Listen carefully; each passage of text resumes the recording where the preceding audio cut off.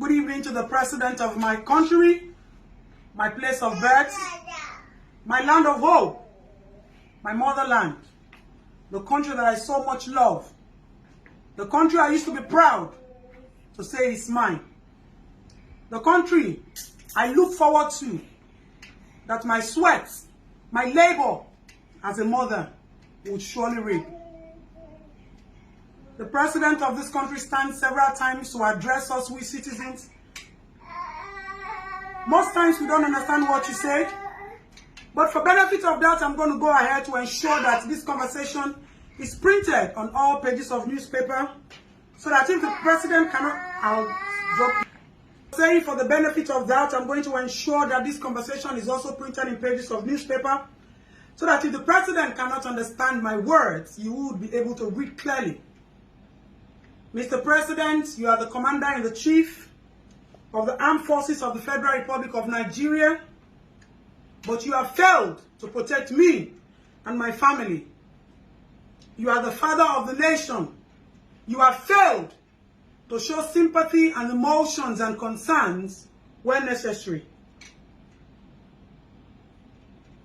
The wife of the President is supposed to be the mother of the nation. She has failed woefully in showing us who and what the power of a mother is. This is not the Nigeria we want. We didn't understand when you were telling us, assure you, I assure you, I assure you. You assured us, we didn't know you assured us failure. We didn't know you assured us killing. We didn't know you assured us suffering. We didn't know you assured us insecurity. We didn't know you assured us a worse education and medical system. We didn't know you assured us the worst yet to happen, broad daylight in our own face. I clearly say that I am disappointed in my President because you have failed to lead as expected. Age, they say, is nothing but a number. You are not the oldest president in the world.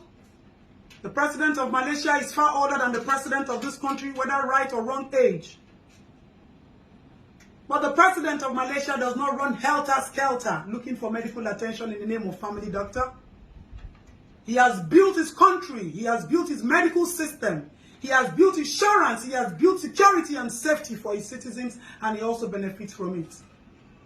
The President of my country does not have an idea of the numbers of people that are being killed. The President of my country does not have an idea of the number of girls and children that are being kidnapped and raped on a daily basis. The President of my country does not understand the level of poverty an average man is living on. The President of my country does not understand what the exchange rate of this country has turned out to be. Yet you fly planes going from one country to another, giving assistance to other countries, when your own motherland is burning. Your own motherland was on a nosedive, but now it is completely gone.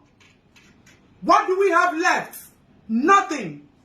No business is surviving, no business is thriving. Expatriates have gone. The other and the most lucrative business now is banditry, killing and kidnap. Mr. President, is this what you assured us? Mr. President, is this the country our children will grow in? Mr. President, is this the labor of our past heroes? You are so insensitive and unconcerned. That is what irritates me the most. You stand to address us without understanding the gravity or the consequences of what you say. This is a generation that wants change. This is a generation you cannot mess with. This is a generation that understands. Technology is everywhere. We see so many things. Even if you are not capable, your level of education does not make you capable to do things that are expected of this country at this age and time. Why not hire people who have the capacity to do it? Why surround yourself with liars and greedy men who think about what they want to steal and what they want to go home with and the lies they want to tell you? You are a father. Do you take time to speak to your children? The medical system of this country has so failed that people die every day out of negligence of practitioners or lack of equipment. Yet we have people, we have looted funds that are being brought back into this country. We have Desiani's funds, we have Abacha's funds, we have Ibori's funds, we have so many funds. These monies are far more than what the president runs around to borrow.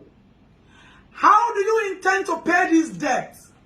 Nothing is functioning in this country. Mr. President, have you sold Nigeria? Let us know. An average citizen is dying in penury. You have so shamed us. Whether speeches have been written and given to you to read, or you write, you have shamed us locally and you have shamed us internationally, and we begin to ask ourselves, how did we get here? If this country is being controlled by political men, let us know. Because definitely, you are not the one in charge.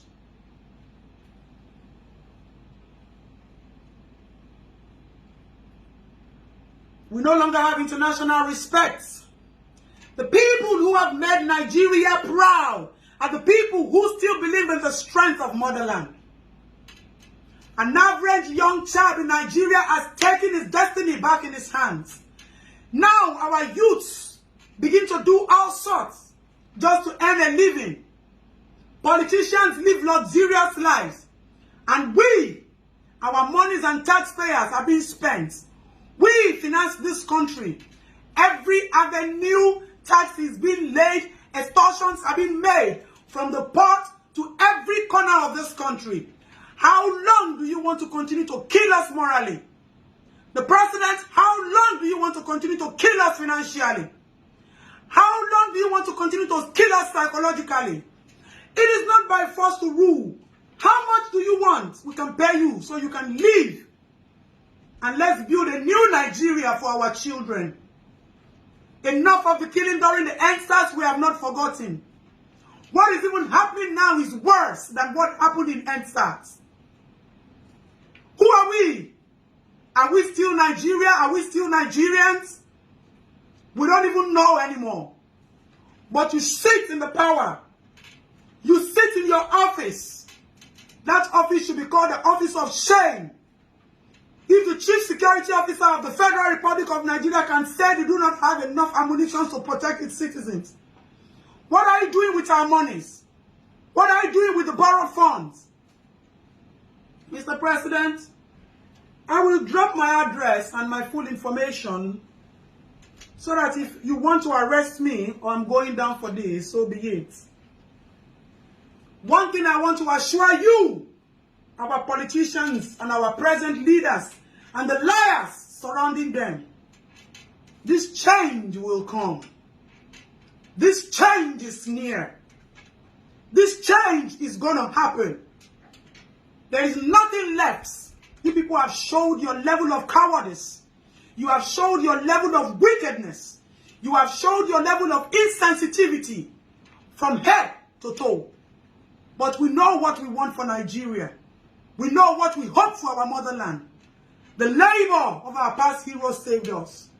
But nothing has been done from your own dispensation. Mr. President, as the father that rules my country, I am ashamed that this is where you have pushed us. And I pray that sooner than you people think, this change will come.